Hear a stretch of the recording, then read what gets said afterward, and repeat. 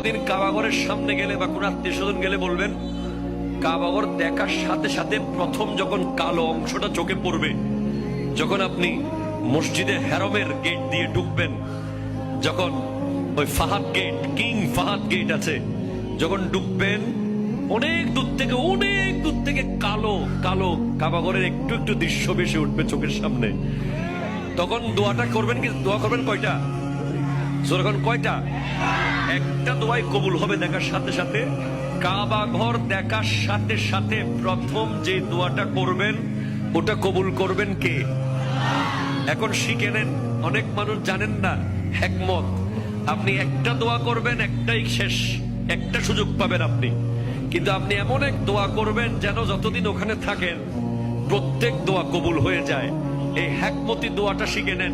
আপনি বলবেন, আল্লাহ আমি 10, 12, 15 যতদিন এখানে থাকবো